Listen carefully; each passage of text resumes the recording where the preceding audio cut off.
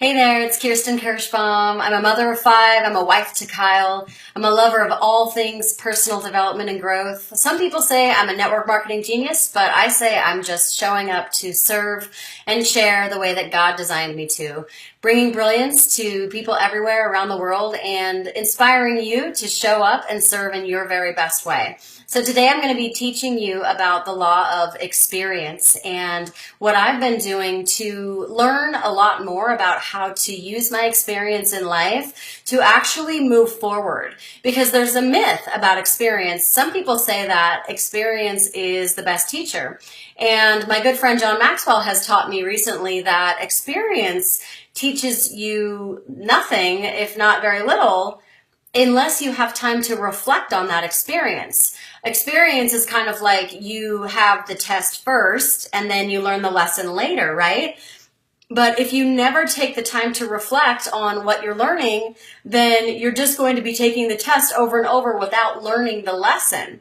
So I would like to give you some ideas on how I've used this to help myself in my own life and my own business. And I want to start with a story. So there's a story where someone asks a very wise old man about his life and what would the chapters of your life be? And the old man thinks about it for a little while, and he comes back and he says, there's really only 5 chapters in a person's life, and they go something like this. You're walking down the street one day, and you fall into a very large hole. And in fact, it's quite scary and you get hurt. In fact, maybe you break your arm and you're stuck in that hole for quite some time. Scared, dark, alone. You actually don't even know how to get out of the hole. And it takes you a really long time to get yourself out of that hole. But eventually you figure it out. Eventually you get out of the hole, right?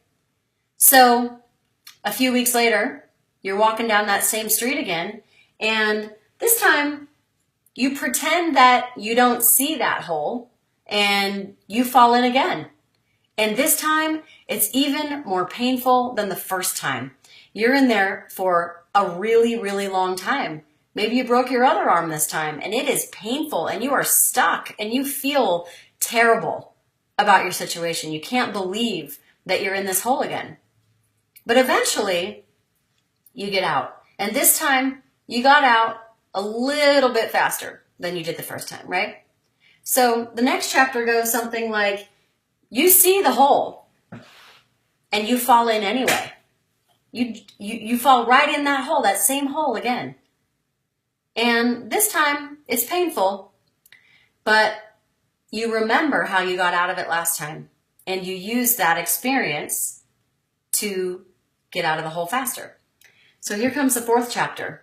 You're walking down that same street again, and you see the hole, and you walk around it this time because you've learned a few things, right? You've started to learn your lesson when you had the time to reflect on what the right choices are for you. Now, here comes the 5th chapter. Does anyone want to guess what you do in the 5th chapter? You don't even walk down that same street. You walk down a different street this time, right?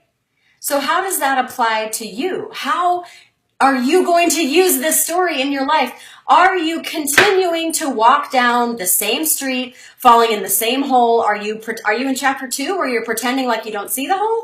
Or are you in chapter 3 where you see the hole and you jump right in it? Maybe you're in chapter 4 where you're seeing it and you're starting to walk around it, but you're continuing to walk down that same hole or down that same street. Maybe it's time for you to start walking down a different street. Experience can be the best teacher if you take the time to reflect about what it is that you're doing to create the situation that you're in right now and take responsibility for changing it. I would propose there are 2 strategies for reflecting on your experience and changing it. Number 1, and I got this from this book that I'm reading right now, from the 15 Laws of Invaluable Growth. And John Maxwell talks about establishing a place for you to think, meaning a place for you to reflect. And it's an actual physical location, right? So for him, it's a big cozy chair in his office. At other times, it has been a rock in the backyard. For me, I've been thinking about where could my place possibly be. And really, For me, that's got to be the shower, because I've got to kill two birds with one stone. I'm a busy mom of 5 small boys, and I'm going to be lucky if I get to shower during the day and look presentable during my daily activities.